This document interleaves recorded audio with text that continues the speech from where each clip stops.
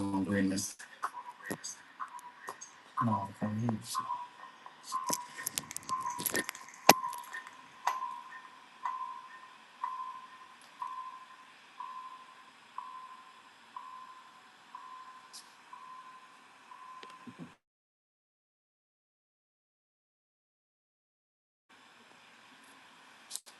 Okay now. Check. It's still echoing. Can you hear me now? I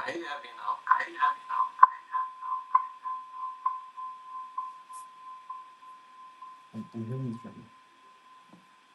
It's not. Hello, can you hear me now? Okay. It's echoing. It's echoing.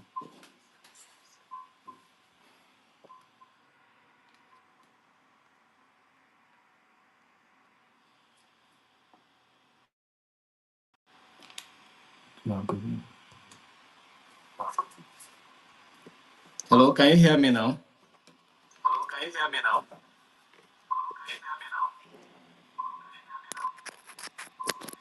let's try.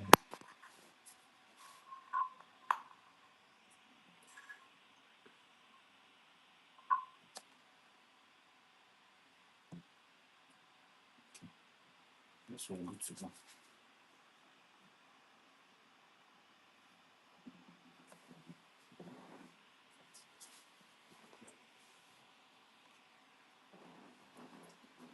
Sorry, we had the network or connection challenges, but I think we are done now. Can you hear me now? If you can hear me, let me. Is this still echoing? Because some of you are saying that it's echoing. Is this still echoing?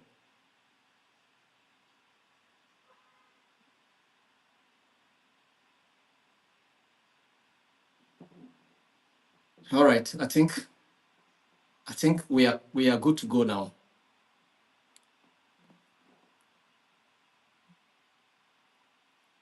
All right. So like I was saying, I want to appreciate all of you for taking time to be part of today's training as well. It has been 2 weeks, and you will have determined to continue with the program to the finishes. So we want to appreciate you for coming thus far. We appreciate you for your commitment, appreciate you for dedication and for your resolution to continue until you finish the program. Thank you for taking your time to join the meetings. We appreciate you. And thank you for all the shares. Thank you for all the comments. Thank you for all the likes. They have been helping to get other people to be aware of what we are doing. And we appreciate all of you for your massive, massive, massive participation and contributions. This is being possible because you are making yourself available to be part of the training, and we appreciate you for that. So today, we are going to look at Unit 3 of Module 3. And in Unit 3, we are going to look at emotional intelligence in decision making. Emotional intelligence in decision making, right? So emotional intelligence in decision making. So yesterday we were looking at emotional intelligence in leadership. We that is a day before yesterday.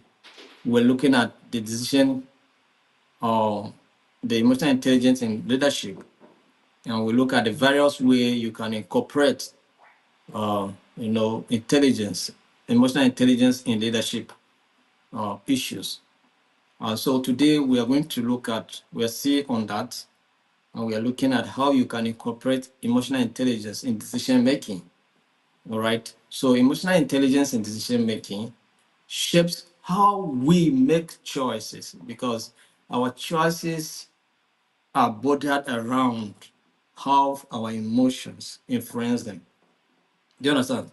So by influencing our understanding of our emotions, all right, both our own and the emotions of others. So the choices we make in life, the decisions we take are 99% influenced by our emotions. And how we control our emotions determine how qualitative our decisions can be. Do you wonder why two people may take decision, but you discover that the other person have a better decision, and then the other one have his own wrong decision? Do you understand? So decision making is very, very important, and what influence our choices or our decisions is our emotion. So we have been talking about being of self-awareness, or being aware of yourself, who you are and what you can do. We have been talking about self-regulation. That's putting your emotions in check, in control, to know what you need to do per time and what not to be done. So we have been saying this, we have been talking about so many of these things. We have been, because they are so critical in emotional intelligence, we have been mentioning them: self-awareness, self-regulation. We talk about empathy. We talk about several other things I need to do. Some of them we have been repeating them because of how critical they are. Do you understand? So I want to see that we are following up very well. So today we are saying that emotional intelligence shapes how we take decisions, how we make our choices. And so how can we integrate emotional intelligence into decision-making process? So how do we integrate, all right, emotional intelligence into the decision-making process? This is one critical question you should ask yourself. You have been taking decisions, you have been making choices. So now that you have understood what emotional intelligence is, at least to some extent, how am I going to incorporate, how am I going to integrate emotional intelligence into my decision making, into my choices now? I want to take a particular course. I want to take a particular journey. How do your emotion influence? I want to buy a particular car. Are you buying just for pride? Are you buying for show? Or are you buying for the sake of convenience or for the sake of mobility? Why are you buying this car? Some people buy for show. Some buy for the necessity of mobility. Some buy it for several reasons. Do you understand? Just to go and pride with somebody that I have bought a car. Do you understand? Car of 100 million, a car of 250 million. I buy a Rosio of how much? 1 billion, right? Some buy it just to demonstrate their class. Do you understand? There's class conscious. So we are influenced differently. But pay as for yourself now. How are you being influenced by your emotions? What even influenced you to participate in this course in the first place? Is it because it's free? Is it because you want to know what emotional intelligence is all about? Is it because you believe that it will help you in your career and your personal life? Because what influences you may determine how you even apply the knowledge you get from this training. Do you understand? If for the sake of how you coordinate your activities and even in your workplace, then it will be more beneficial for you. You can apply this knowledge and get the result they want. But some people will just get a certificate. It's just a part of the collection, just to build CV for the building sake. Let me add to my CV. Let me add to my CV. Do you understand? But some just come, get the knowledge, apply the knowledge, and get the result after it. So now, how do you integrate emotional intelligence into your decision-making process? Integrating emotional intelligence into the decision-making process can enhance outcomes and foster healthier interactions. Do you understand? So there are certain strategies that you can effectively incorporate in emotional intelligence that will help you to take effective decisions. Number one is self-regulation, or self-reflection rather. Self-reflection. Self-reflection.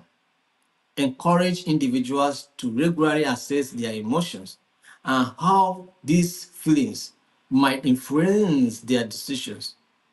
So journaling or meditation can be helpful in this situation. Do you understand? This can be helpful. That is, you take note of your emotions, how you feel. You understand? That's what we call journaling.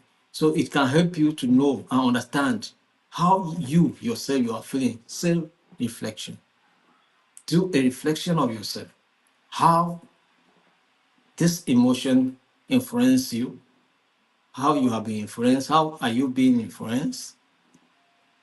Do you understand? So that will determine the kind of outcomes that will come from your decision-making process. Do you understand? So it's very important that you should do something like that. Are we together?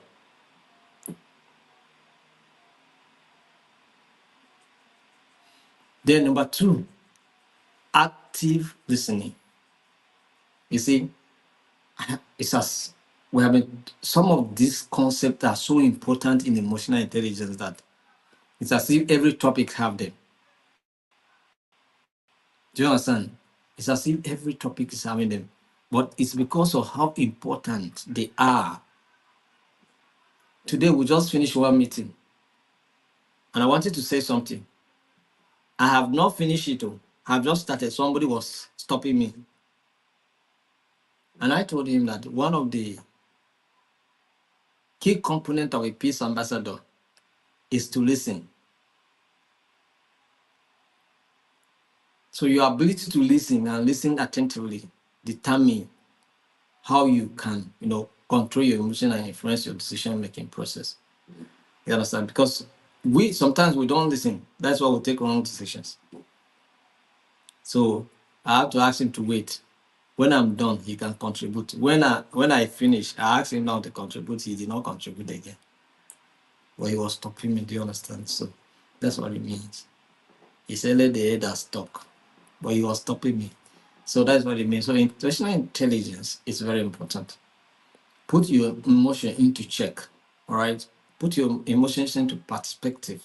Even when somebody is saying something that is not welcome, just try to listen first.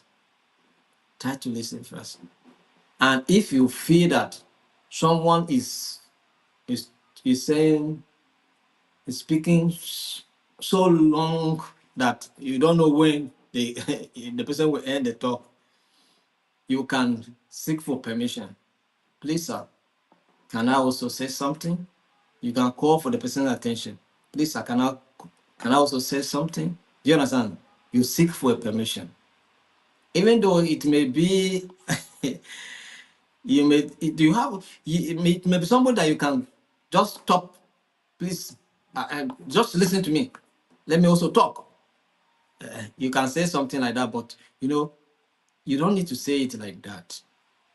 For the sake of respect and for the sake of the fact that the person may not feel that you are interrupting him, seek for permission. Please, sir, can I also say something?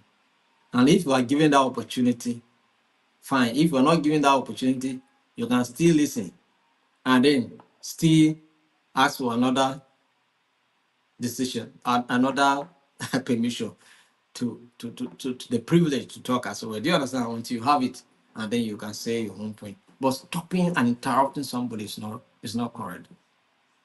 And I have said it. It doesn't matter who is talking to you. It can be your child. It can be your wife. It can be your husband. It can be anybody. It could be your even employee that you are paying salary. It does not mean that you should shout the person up and say, stop. Or, it doesn't listen first. Listening is one key component of leadership.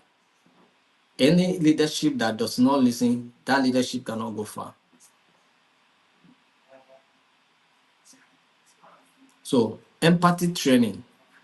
Offer training session focus on developing empathy so that people can learn how to take decisions with people in mind.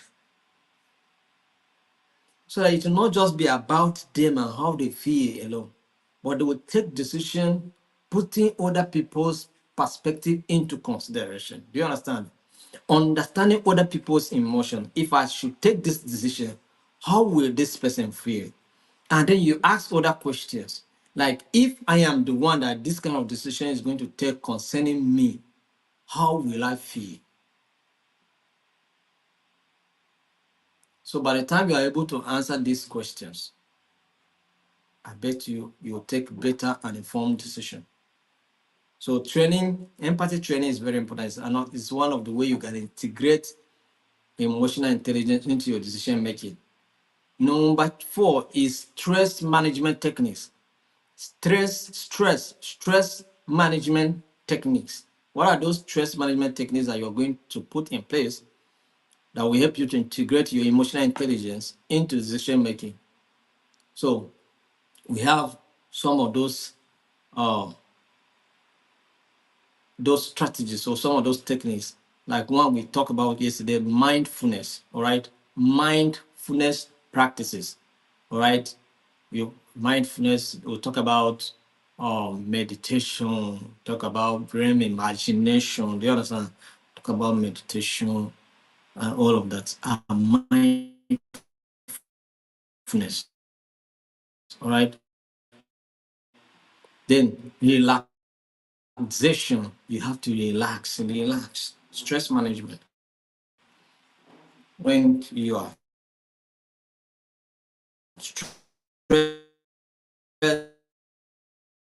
please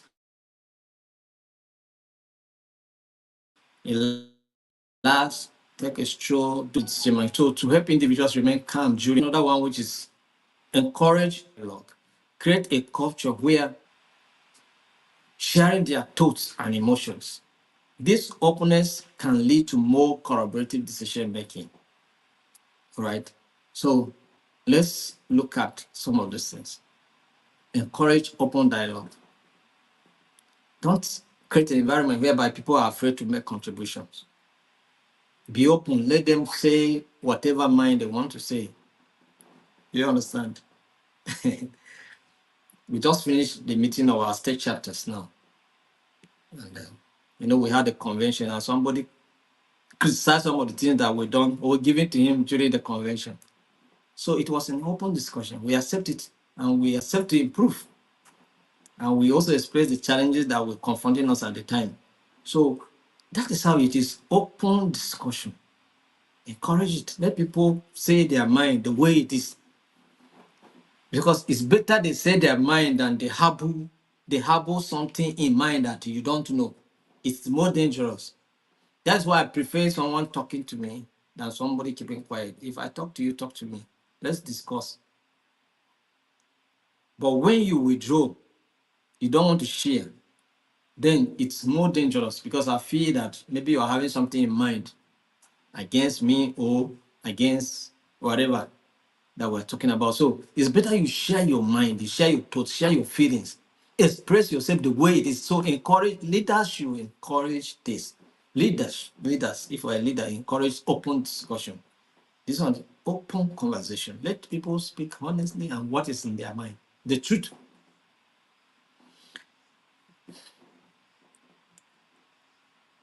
I heard of a story whereby a man, and sorry for the ladies, a man caught a lady or his wife cheating on him, and then the man. So normally it's a we expect someone to react now. You caught red-handed. So you expect someone to react now. Do you understand? And then the man whose wife was cheating on him saw it and then excused them and left and go his own way. And later he returned. When the man must have gone, do you understand? The man returned. And then he did not say anything concerning the matter. Did not talk about it at all. Did not say anything. So the woman was confused. Do you know what she did? She packed her things and back to her father's house. Why? because she did not know what the man was thinking in his mind. Do you understand? Maybe the man is planning date or not, she don't know. So the best way is run for your life. It's because the quietness was very dangerous. So please encourage what? Open dialogue, communication, open discussion. Scenario analysis. So use role playing or scenario analysis to explore the emotional impact of potential decisions. Do you understand? This helps teams to visualize outcomes and consider emotional consequences. Do you understand? So we talk about role playing here in the past, right? We talk about scenario analysis as well. Do you understand?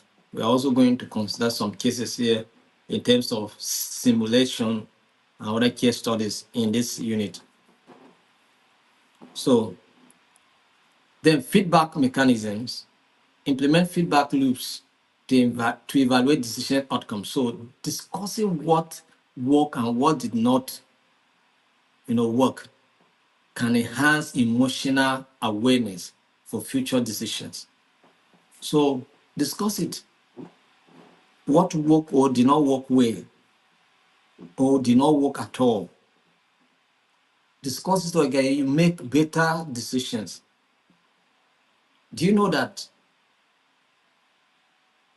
this training, do you know that I'm learning from it more than I'm even training you?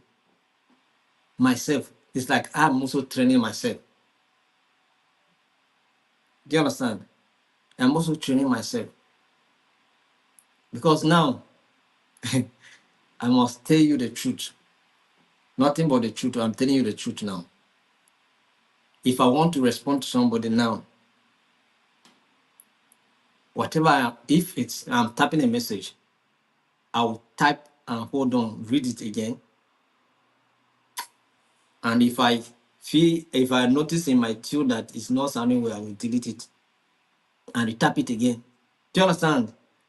That is how this training is also influencing me. Do you understand? So I'm learning, and if I'm to respond on phone as well, or in a conversation, this training that I'm training you now runs into my mind quickly. Do you understand? So that I watch out my response, so that I will not be teaching you something I mean myself I'm being victim of it. Do you understand? So me too, I'm learning as much as you are learning as well. It's also widening my horizon. So that is it. So it's not only you that you are benefiting, me too, I'm benefiting. So that's why I'm so committed to this. So diverse teams, all right? So foster diversity within teams, as varied emotional perspective can lead to a richer discussions and more comprehensive decision making. Talk about diversity yesterday, and we say that in the work environment or any environment you find yourself, even in the same family, we have diverse attitude. Do you understand? Diverse behaviors, diverse elements. So allow people to contribute their different opinions, say what they want to say, then you harmonize and harness all that they have said and come and make something out of what they are saying. And then it will make more impact. It make more meaning. So these are the strategies you can put in place to do what? To integrate emotional intelligence into your decision making. Let's look at balancing emotional and rational factors in decision making. Balancing what? Emotional and rational factors into decision making. Balancing emotional and rational. When we talk about emotional and rational, it's not everything that you do that is rational.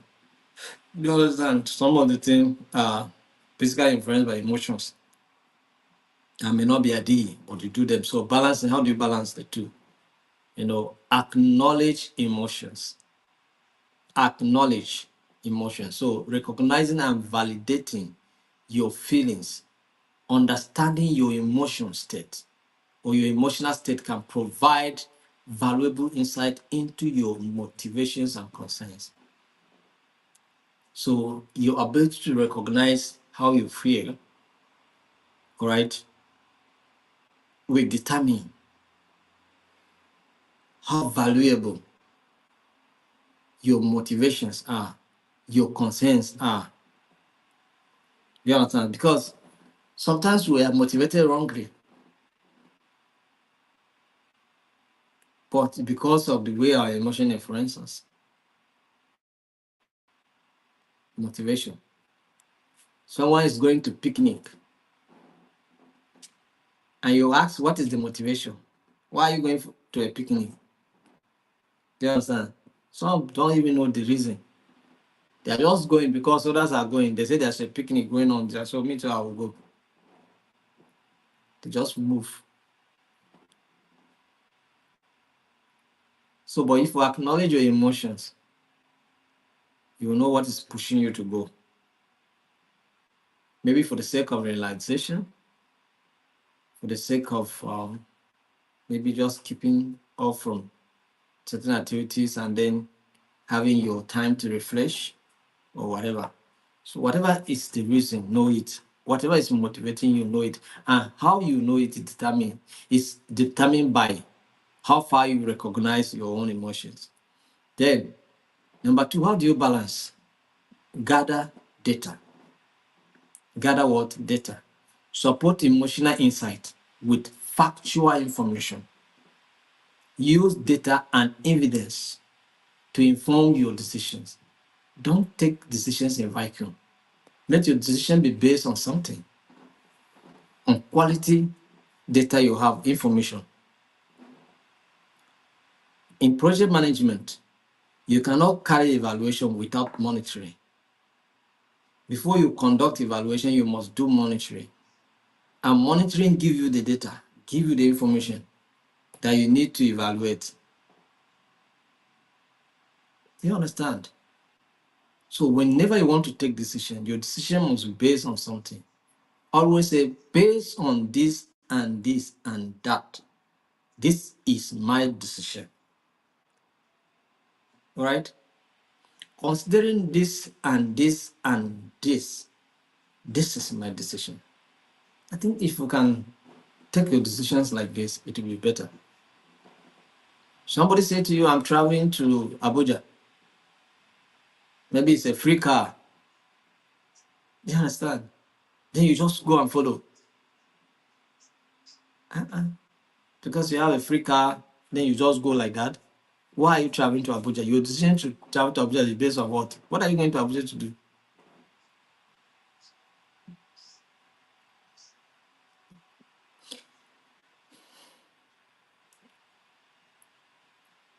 People say, oh, let's go and protest.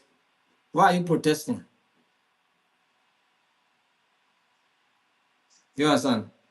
Oh, somebody say, oh, they are protesting. Let me go and see how they are protesting. He went there. This protest that happened in Abuja. Do you understand? Someone just left the house to go and watch what was happening. He did not return. A stray bullet just took him. So sometimes, why do you go and watch people protesting when you yourself are not protesting? What is the essence? During that period, I did not even go out. We did not even come to the office. We were just inside. Do you understand? No, let people who want to protest. Maybe they know their reasons why they're protesting. They know what influenced them. Because some people may not be hungry, but they are protesting. So they call themselves activists, right? They are protesting for the people that are hungry. So they know what is influencing them. So like the Senate president who said, some people were at home eating because they have nothing to influence them to go and protest. So gather data and take decision based on the data available to you. All right? So don't take decision in vacuum so that it will amount to nothing. So set clear criteria. What are those criteria that you need to consider? What and what must be in place for your decision to be considered effective? So define specific criteria for making decisions that included that include both emotional and rational factors. This framework can guide you in evaluating your options objectively. All right. Like I said, you take decision, you say, based on this and that. Do you understand? The decision to offer a professional diploma training, we started with the certification, and then we still want to give you something that will be much more valuable. Even the one we issue to you have its own place in every place. Do you understand? And this one I want to offer to you now also have its own place, which may be higher in terms of value than the first one we give to you. We gave to you. Do you understand? So that's what it means. So we introduce it based on certain factors. And we are committed to doing this based on certain criteria that we set in place for ourselves as an organization and a responsibility for our society, to our society and to our country. So this is why this training is very, very important to us, and we are not willing to withdraw. We are committed to continue. Once we are done with this one, already the flyer for the next one is already set. So it will be out by tomorrow at most. So that will start. So like I said, the next training is going to be different. We're going to register people so that we know who and who is participating. So even though it may be host on Facebook, on YouTube, but only those who register will get a certificate. To anybody who want to participate should register for it, and anybody who in the course of maybe sharing, the person see it and join the training, they will still wait for the next batch to participate fully and get the certificate. Do you understand? So we are not stopping. We have several courses that we're going to train people on.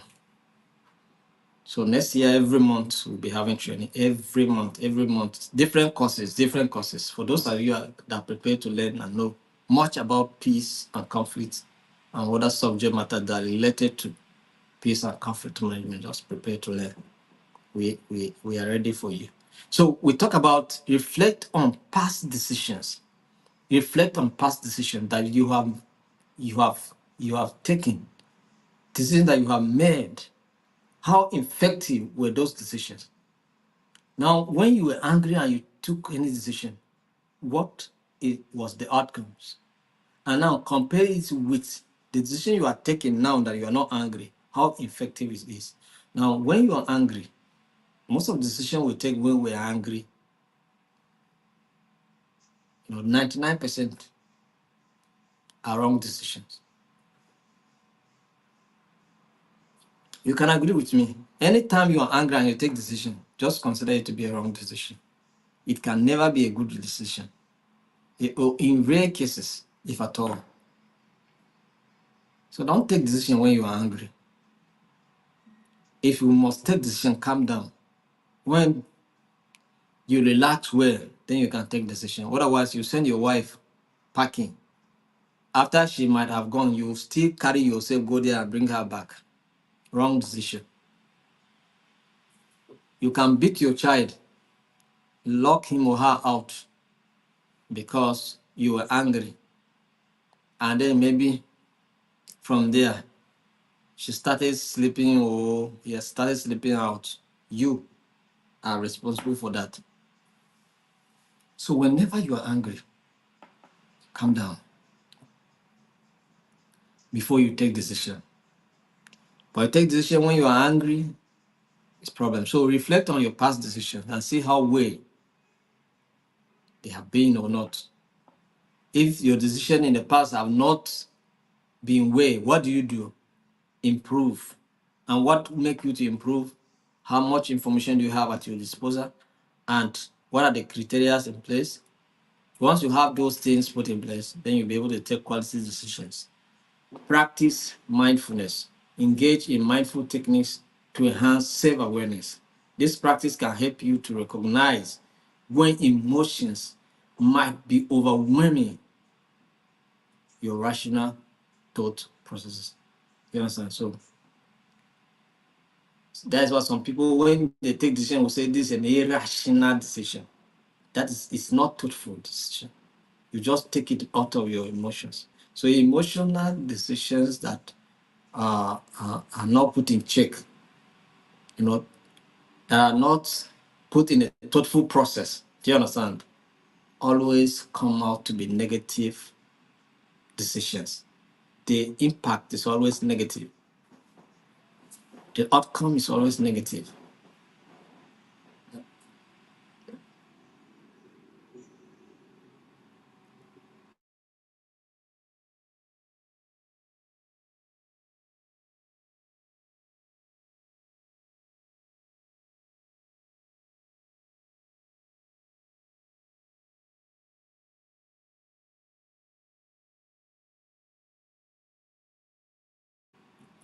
Available when we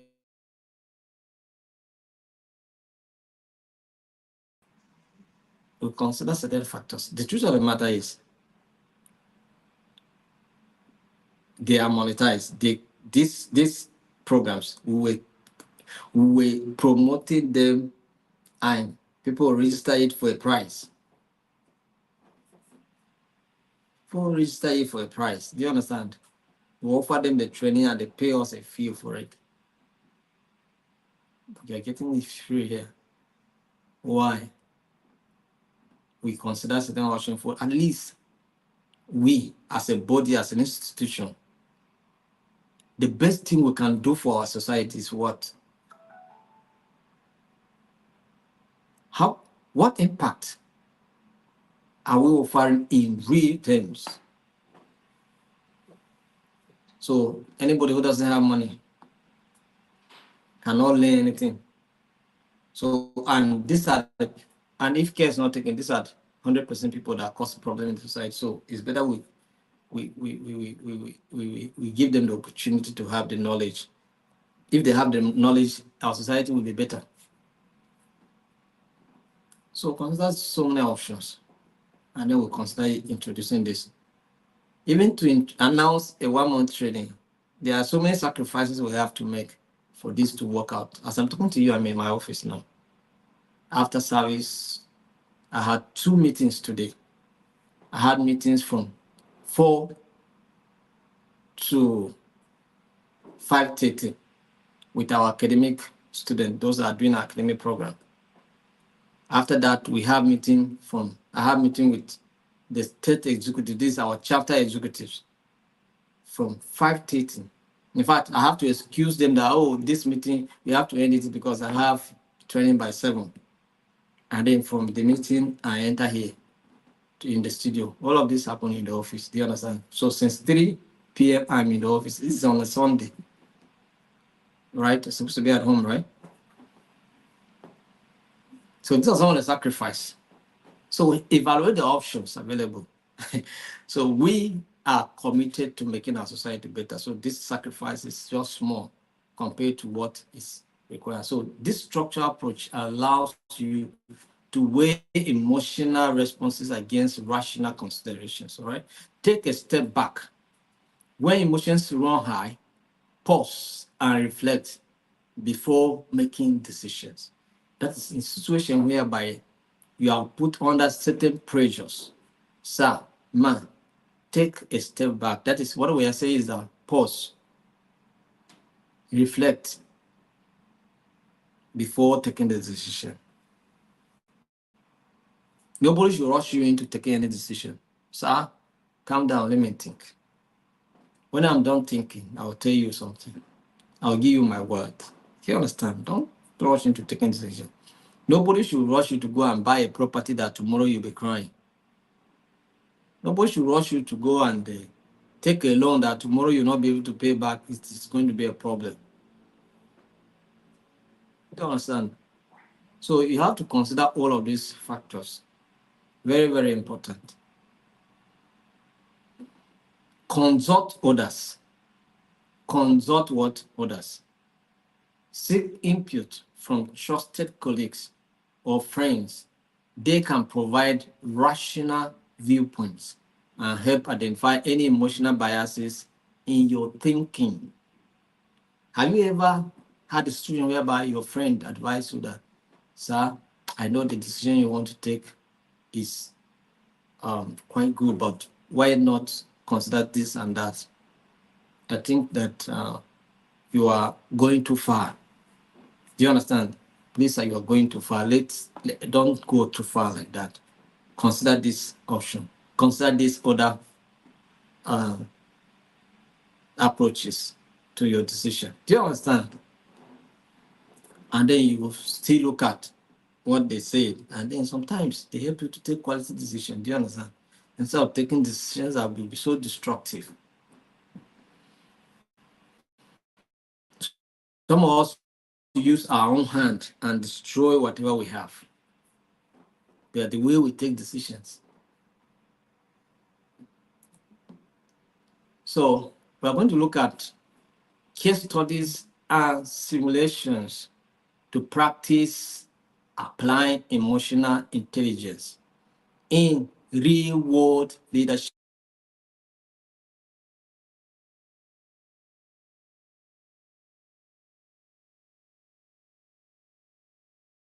areas, right? And simulation. So we'll look at the case studies first, and then we'll look at the simulations, right? To practice those things that you need to do to apply emotional intelligence in a real-world leadership scenario. So let's look at some of the case studies. Case study one. Case study one. The underperforming team. Now, as a leader, or as a manager, or as a team leader, you discover that your team is underperforming. This is what we're talking about. A case study one. The underperforming what team? You realize that your team is underperforming. What are you going to do? All right. So we say case study one, the underperforming team. Let's consider this scenario. Now, as a manager, you notice that your team performance has declined, all right, over the past few months. All right, team members seem disengaged and unmotivated.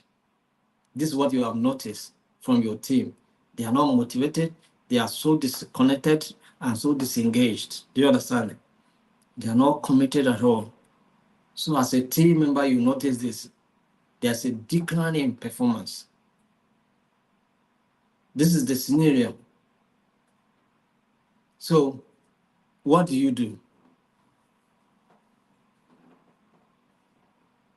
If you not tell me, what will you do in terms when it has to do with emotional intelligence? Eh? When it has to do with emotion, what do you do? So first and foremost, you set out the objectives of what you want to achieve in this scenario. When this scenario is like this, what am I aiming to achieve by trying to address it? So you set your objectives, right? So that has to do with emotional intelligence, because you discover that your team is so disengaged and unmotivated, and you know that something must influence them, something must happen. Do you understand? So you set your objectives that has to do with emotional intelligence. And then what is this? What are the objectives here? You consider emotional intelligence, emotional awareness rather. Emotional awareness. The objective, one of the objectives that you set out to achieve is to bring out emotional awareness. All right. So as a manager, you must identify your own feelings of frustrations and the emotions of your team. That is, first and foremost, what makes them to be disengaged and unmotivated? You are asking this question. And why am I frustrated? Why is that? Okay, your team is underperforming, so you are not happy. Because every manager wants to get some kind of glory Do you understand? And the glory is not there now because your team underperformed. So you are frustrated, you are disappointed. This is your feelings. And why do you feel the way you feel? So you have to understand first and foremost your emotions, and then try to understand the emotion of your team. What make them to be so disengaged and so unmotivated? Because this is what you discovered by by the case study you are dealing with. So now you want to go into discussion. And the next one is empathy. Do you understand? You also consider the empathy aspect of it. You as a manager, you should understand potential reasons for their disengagement, all right? Such as personal issues or work stress. This may be issues that are making them to be disconnected, disengaged, and unmotivated. Some may be personal issues, some may be work stress and other factors. Do you understand? So, how do you now bring the issue of empathy here to see how you'll be able to resolve these issues? Sometimes as a manager, you listen to your subordinates. You discover that some come to the organization with personal problems, and their personal problems affect the productivity of the workplace. Do you understand? Okay, a person who whose children has been, sent away from school on account that he has not paid school fees, and this person is working with you, and this particular person come to work so dejected, so frustrated, so disappointed, so confused, so doesn't know what to do because the children are at home, school fees have not been paid, and this person come to work, and then the atmosphere is so tense because of the way, because of what is passing through, and then the mood also change. This person is not communicating. Do you understand? It's not lovely like you used to know him, and so many other challenges. And then it's affecting the workflow. It's affecting the performance of the team. So what do you do? So this is what you discover. These are personal problems. These are not work-related issues. Do you understand? Because as far as you are concerned, you are paying him salary. If he has not paid school fees, maybe there are other needs and demands that are taking the money you are paying him. That's why you cannot meet up with the school fees. So it's a personal problem, but you can intervene by show of concern. That is empathy. So, but what are the points of discussions here? What is the discussion point here? Now, you want to approach your team to discuss with them. All right, this is what I'm talking about. So, what are the discussion points here that now that you want to approach? Now, these are the things you have discovered as a manager. These are the things you have discovered considering this case study, because you try to evaluate why your team is so disengaged and unmotivated. And these are some of the things that you realize. You realize that, okay, some of them have personal problems, some of them have work stress issues, and all of that. Now, you want to approach them with a discussion. So, what are the points of discussion here that you are going to approach this team? Let's look at them.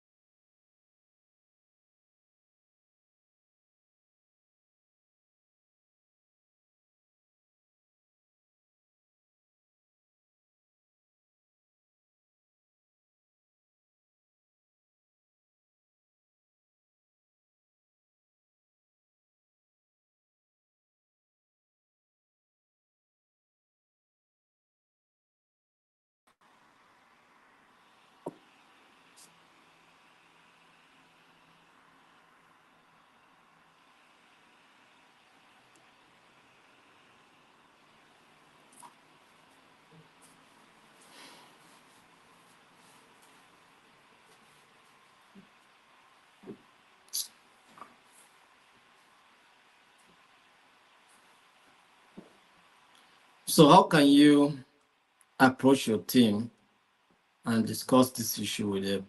I hope you can hear me. So we're having challenges here, small, small. Do you hear? Can you hear me now?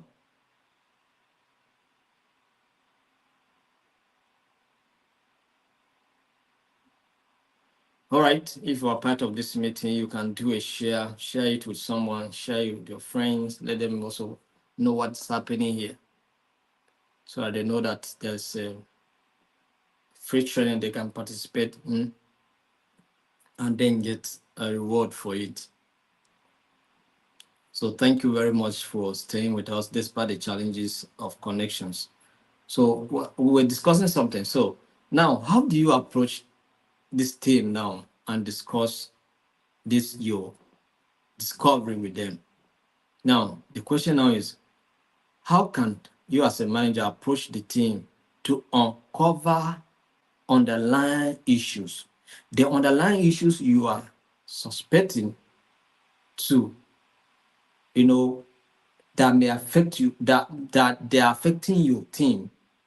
You are looking at the issue of, you know, personal issues and then work stress. So now, as a leader, now you want to discover the underlying issues that are affecting this your team. Now, how do you approach the team now to uncover some of these things? Using those things that we talk about, using those objectives that we have set there. Now we set emotional awareness, we look at empathy. Now you are going to demonstrate these ones now to uncover the underlying reasons why your team is underperforming. So how do you approach? What strategy can you use to motivate your team while addressing performance concern? What strategy? This should be your point of discussion. What strategy are you going to use? Do you understand? So you sit down and look at how you are going to approach. Are you going to call them one after the other? Or are you going to have a collective meeting and then you discuss why it is good that you, in our peace education, I think we talk about peer,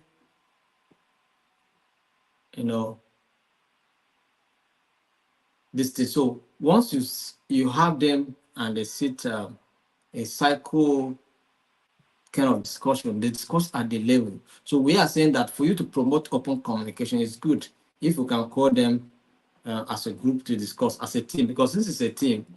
They may be able to share with you what are the challenges, and then you may still deploy other strategies to get more information. Maybe after a group discussion, you can still have individual discussions to get more information and know. But you are going to put your empathy and self-awareness into play, emotional awareness, to make sure that you get the information you want from this team for you to be able to solve the issue of underperformance. And so, what are the strategies are you going to put in place to influence their performance? Then it means that it's possible that as a manager, you may decide to say, out of your, okay, maybe at the organizational level, there may be nothing to do to assist in your this personal challenge, but as an individual, you as an individual manager, you are going to assist this person to solve a personal problem. Do you understand? Managers behave like that. You go out of your way, out of the organizational settings, just say, okay, I know at the organizational setting, organization may not be able to attend to you, do something, but as on my own, I am going to do something like this to assist in your predicament. Do you understand? Before you know it, the person come back highly motivated, highly committed, highly dedicated. That's what it is. Do you understand? And then there may be other issue of stress, work stress. If it's work stress, then you can decide to have you can start to introduce some kind of exercise and some kind of relaxation type of arrangement so that people can go and dust off the stress. When I was serving with EcoBank, and let me just give you the key now. When I was serving with, because some of us have experienced it, so let me give you the idea. When I was serving with EcoBank, that's what we call thank God. Today is Friday. All right. So whenever it's Friday, they introduce what they call thank God today is Friday. So whenever it's Friday, they will allocate a certain amount of money.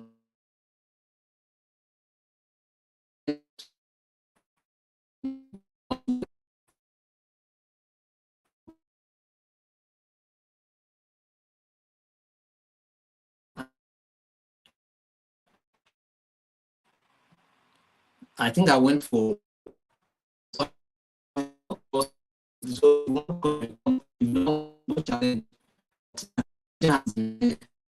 make yourself available, you will enjoy it. If not, you can start to do whatever you want to do.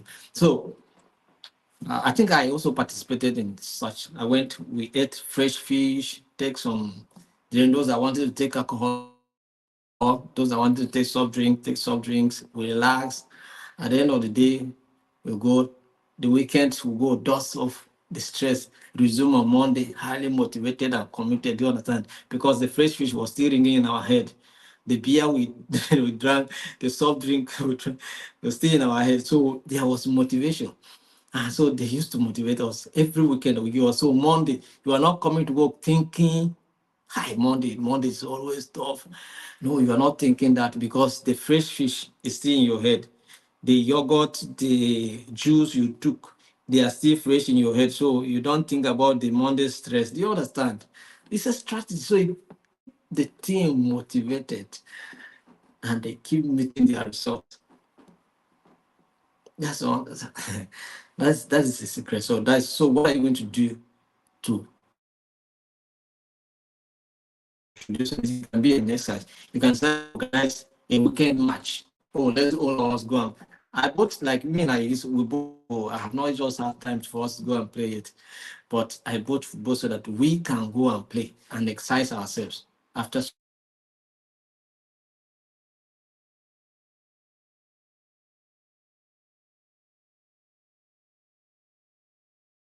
to come and do lesson. At the end of we'll have time to play. Do you understand? That's it.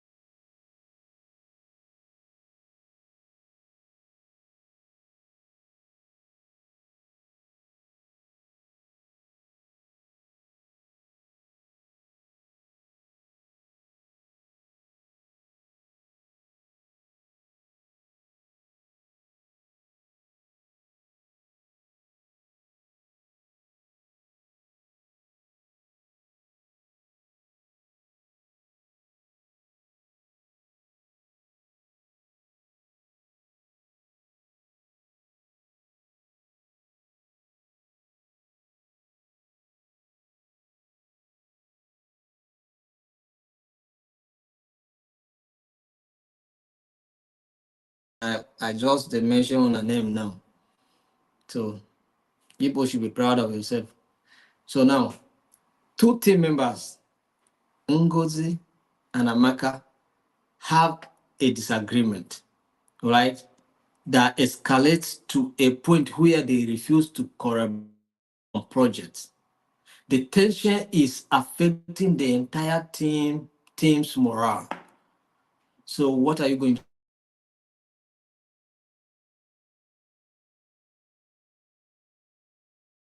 disagreement?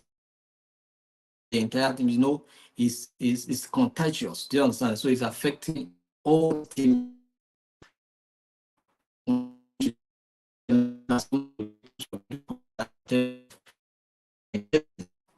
All right. Look at some of the because one of the skills dealing in emotional intelligence because how you know how must know how to resolve conflict. Do you understand? So conflict resolution. So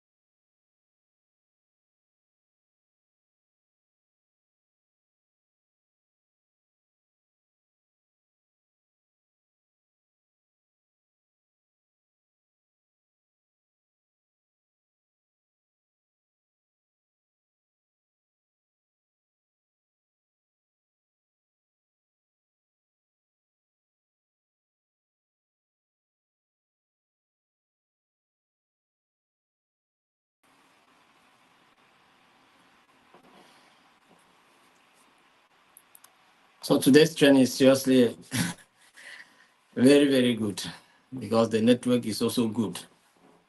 So, but thank God that we're back. So handling conflicts between team members. All right. So how do you handle conflicts between team members? So now we talk about conflict resolution. So you consider yourself as a leader now. So you must mediate the situation by acknowledging the emotions involved. All right. You must mediate. You must act as a mediator now and acknowledging the emotions involved. All right. Communicate. So now you also need to facilitate a conversation that allows both parties to express their feelings and viewpoints. So now this is what you're going to do. Communication. You must consider conflict resolution, and as a leader, you must mediate. And when it comes to mediation, what do you facilitate? You facilitate communication so that, because in mediation, you don't force your opinion on the parties. but you create an atmosphere for them to be able to discuss their problems and come up with a better solution for themselves. Do you understand? You only reframe and frame issues or statements based on what they have said, but you cannot, impose your opinion on them. So you facilitate communication. So what are the discussion points here? What technique can you as a manager use to ensure both team members feel heard? Do you understand? So you give them the opinion to communicate. So what's the techniques? We are going to use dialogue, right? What techniques are you going to use? I'm giving you answers. We use dialogue, right? So that you give them the opportunity to discuss their problem and understand what is involved. All right. So everybody come. Let's have a roundtable discussion.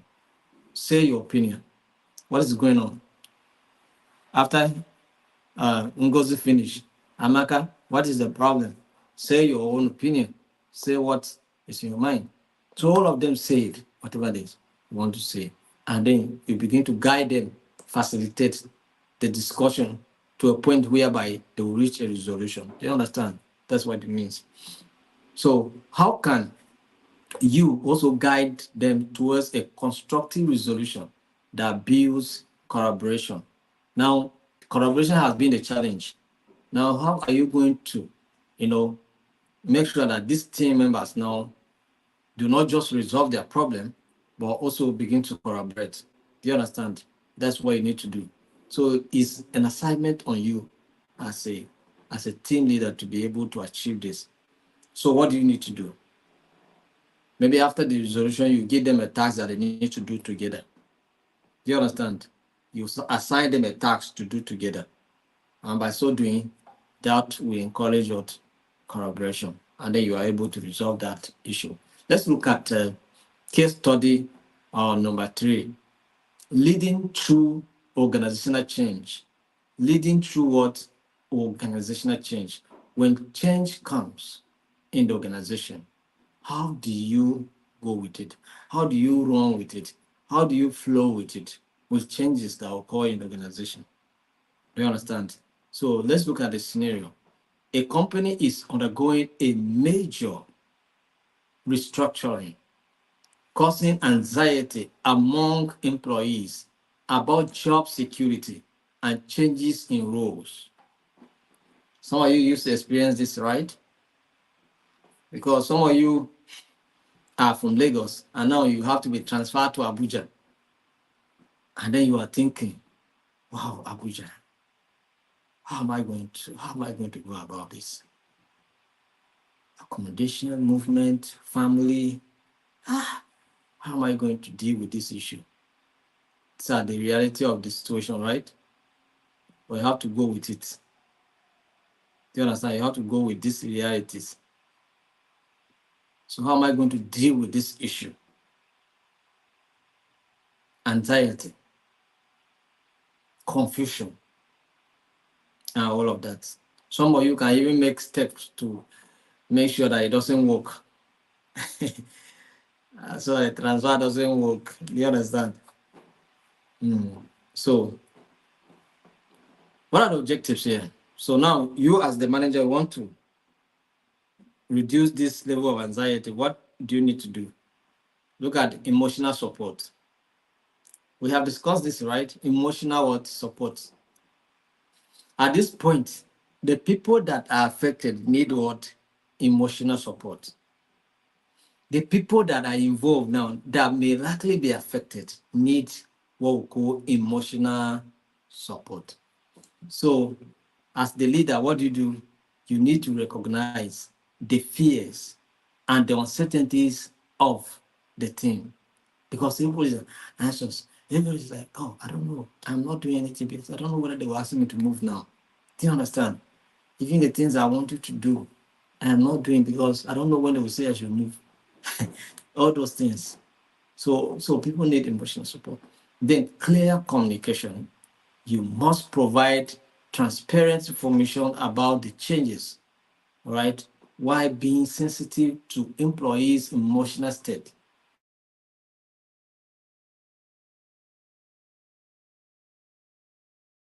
Tell them that, yeah, changes are constant, but um, we hope that where you are going, you make new friends and just interact with people outside your immediate environment that you are used to. And I think it's a good experience.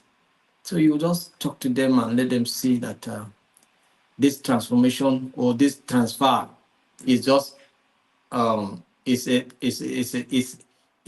a kind of elevation in a process, because it's part of the process that will make you to grow in the organization.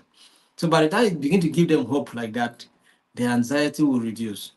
You tell them why this transfer is important, because this movement, as you're moving like this, it's part of maybe your promotion process or your upliftment in the organization and things like that. But now you begin to give them hope like that, you see all those anxieties will begin to reduce, all those concerns will begin to drop, because they will know that, oh, even the transfer in the process, despite the inconveniences and the challenges of leaving family behind and all of that, it still for personal growth in the organization. So to some extent, it will give them some sense of comfort, and then they will move.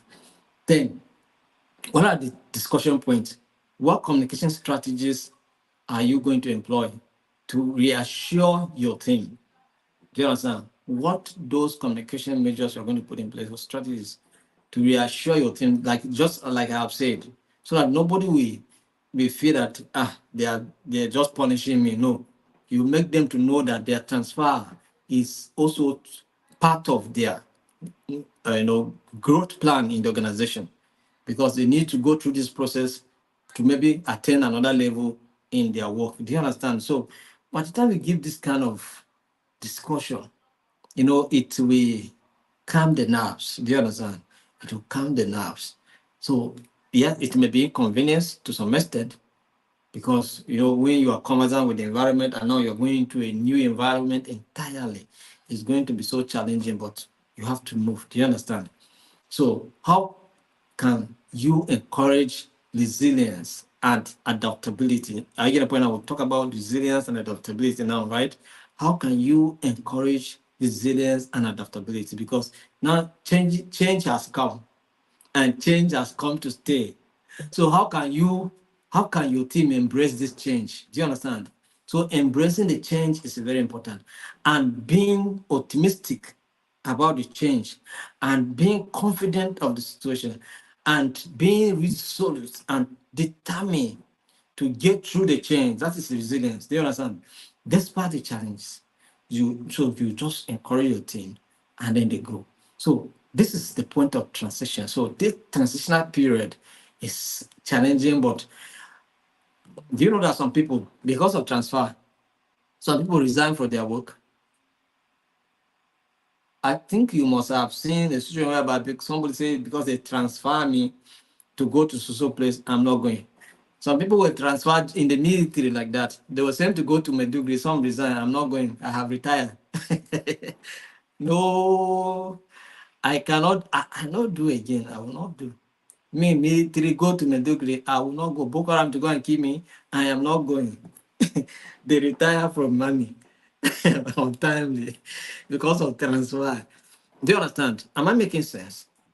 But yeah, there are some people that, despite the transitional period, they accepted it and then moved to Medugri, and some stayed there for several months.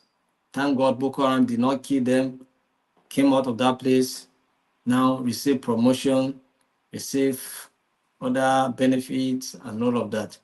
And then, so but as a manager, you must discuss with your colleagues. These are difficult moments in a working place, but you have to do it. Am I making sense? I hope I'm making sense, right? So let's look at the case study number 4. We still have a lot to cover, and our network was not friendly. But let's look at case study number 4, navigating a crisis. Navigating a crisis. All right, let's look at the scenario. A product recall has led to negative media coverage and customer backlash, right? the CEO must address the issue publicly while maintaining team morale. Now, you as the manager, you as the CEO, how do you deal with this crisis? All right, the product was recalled and there was customer backlash, negative experience, and you need to give a public address. And how do you give this public address without? Because your team will not be willing to go out and confront the public again to say any product, because for the comp for them, they will be feeling that the company image has been damaged. So how can they go out and be able to talk to customer again to come and patronize their organization? Do you understand? Such kind of feelings are there. It's possible. So you as a manager, how do you deal with this situation? Let's look at some of the objectives that you need to put in place to handle this kind of scenario. You consider crisis management. Crisis what? Management. You must assess your own emotion first, because you too, you'll be stressed. Do you understand? Because you as the manager will see you, at this point in time, you don't just know what to do because your company is in a very dire situation now. What do you need to do? So it's just afraid to address the media. Some of you go to the media, you'll be jittering, you just be, you don't know how even to respond. If care is not taken, you'll be just saying things that are incoherent. Do you understand? So you first and foremost have to understand your emotions, your stress, the fears, all right, and manage also your team's feeling, all right, of uncertainty, because now we don't know what is going to become of our company. Do you understand? How are we going to address this issue? So reassurance. So you need to also communicate a plan of action to both employees and the public. Do you understand? So now you come and then talk to the public, and first and foremost, you can apologize and say, "Oh, we are sorry that this particular product has turned out to be the way it is. Although our company has been known for quality, and we actually acknowledge fault in our product, but we assure you that we will improve and make sure that we bring out quality products that can serve and satisfy our customers better. And then that you're also going to work with your team to come up with better and resounding qualities. You just say things to, assure the public, and then make your team to be motivated and at least be determined to, this is what we call damage control, right? So you need to do serious damage control. Do you understand? So, and how you present the issue, how you communicate will determine how you resolve the problem. So, what are the discussion points here? Let's look at it. Let's look at the discussion. So, how can you balance transparency with reassurance in your message? Balancing transparency and reassurance in your message. All right. What steps can you take to support your team during this turbulent time? What steps are you going to take? What do you do? Your team is in a serious situation now. So what kind of comfort are you going to give them to be reassured that, yeah, despite the challenge, we still have hope here. We still have hope here. At least this our product is doing well in the market, or this particular one is doing well. So despite the fact that this one has given us a negative uh, public image, for the fact that we have other ones are doing well, we can be able to leverage on those ones that are doing well, and then improve on this one to get out of the situation. But I can tell you that we are going to come out strong and better. And so when you talk like this, at least your team will feel better, right? I hope I'm making sense. Let's go ahead so that we'll finish on time. Fostering diversity and inclusion. Okay, so we talk about this. We have been talking about this. So let me just forget about this case study. You can read it. I'm going to give you the manual. because our time is five spent despite the fact that network was disturbing us. So let me just go to move to simulations.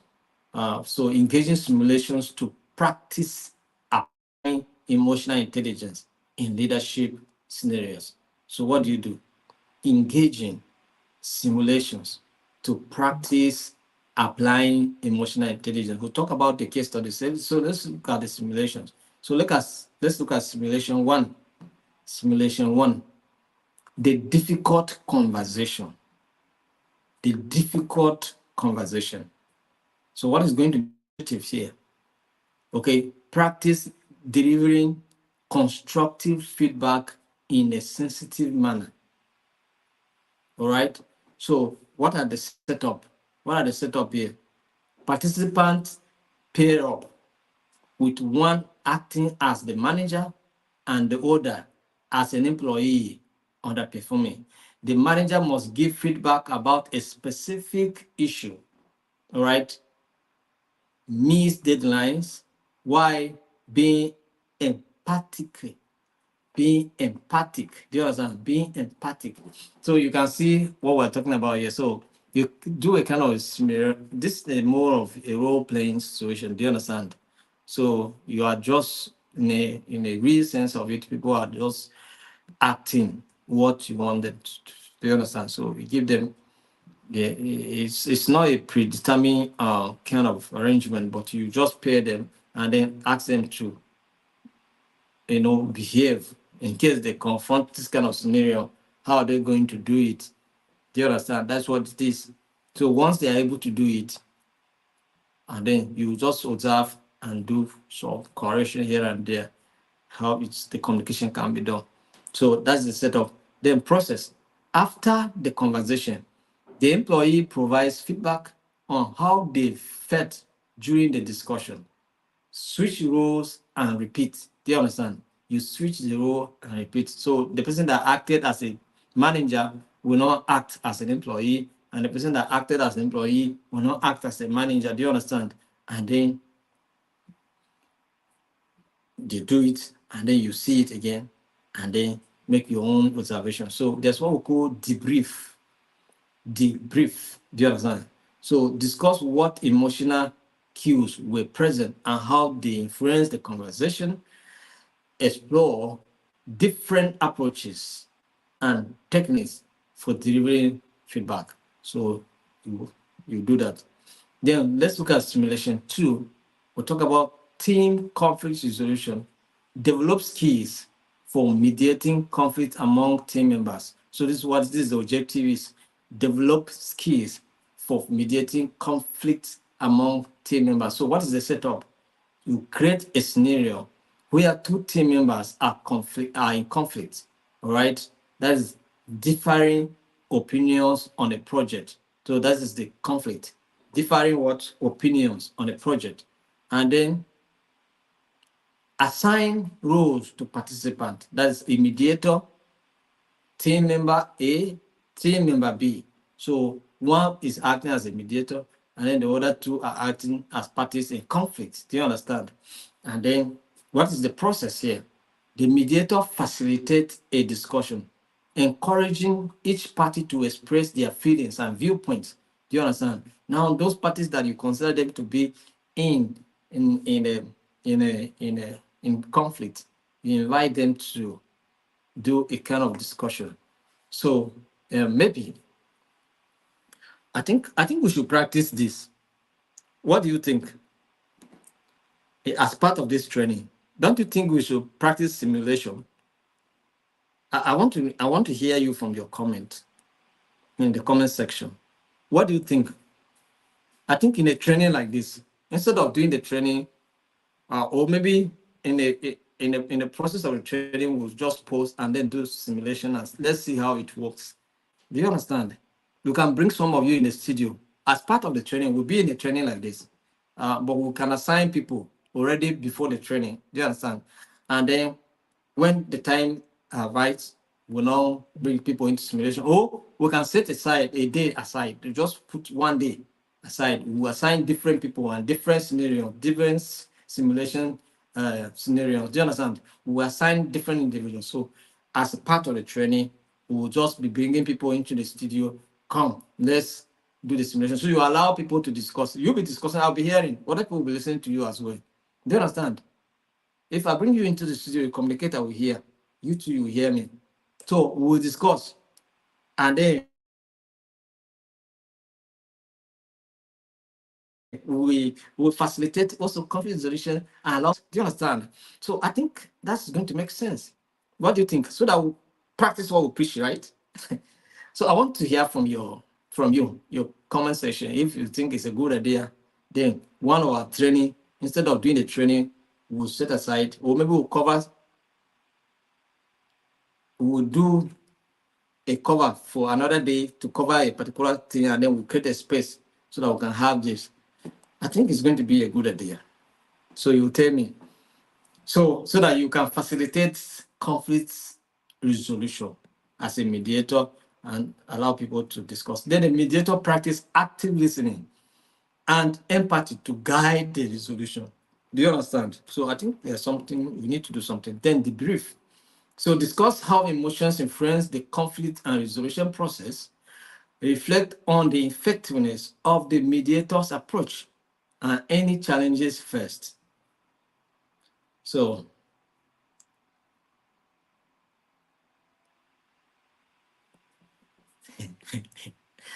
I can see that people are saying it's a nice one, it's okay. And if I decide to assign somebody, you run away. Some will not even participate. Some will say network challenges. But I think we can still try this part. Do you understand? So let's look at simulation 3. Leading through change. Leading through what? Change. So objectives. Explore how to lead a team through organizational change while addressing emotional responses. Setup. Create a scenario involving a significant organizational change. That is restructuring, for instance. Participants assume the role of the leader and team members. All right. So the leader communicates the change to the team, addressing concerns and emotions. Team members express their feelings about the change, including fears and uncertainty. Do you understand? So what's the debrief? Analyze how the leader addressed emotions and communicated the change. Discuss strategies for supporting team members during transition. So this is the simulation 3. And then the final simulation we're going to look at is crisis management. Practice managing a team during a crisis while maintaining morale. All right. Present a crisis scenario that is a product failure or public relations issues. Where participants take on roles of the leader and various team members. So what is the process? The leader must communicate the situation to the team while maintaining emotional responses. And then team members express their concerns, and the leader must respond with empathy and what? Clarity. So debrief. Discuss how emotions affected the team's response and the leader's approach. Explore effective communication strategies during the crisis. So we have another one, simulation 5, empathy mapping. Empathy mapping, enhance understanding of team members' perspectives and emotions. So I think we need to at least use some of these five simulations. As part of this training, we should use these 5 simulations and see how we can set up different groups, like 5 groups, and each group handles one issue here, so that we can put it into practice and see how it works. Do you understand? So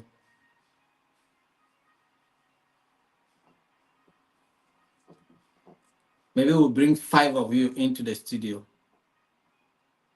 and 2, so that each group will have like two participants. In terms of conflicts, we may have like two people in 2 groups. So we'll discuss it and see. I think it's going to be good. It's going to be good. So let's try it.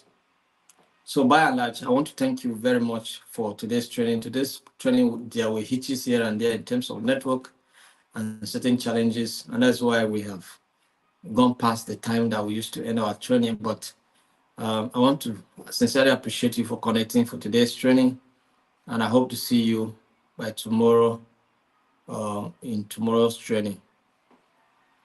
And maybe tomorrow I'll make this manual available for what we have covered in the last, for what we have covered this week. Do you understand? So it will be shared in our group so that you can have access to it. If you have not had access to the first one, try and get one and then get this one. Although this one now will cover both the first one and this one. So if you have not had access to the first one, don't bother. This one I'm sending now will cover both the 2 weeks. Do you understand? So you don't need to bother for getting the first one if you have not had it. So that is it. So thank you very much and have a wonderful night rest. See you tomorrow, same time. Bye.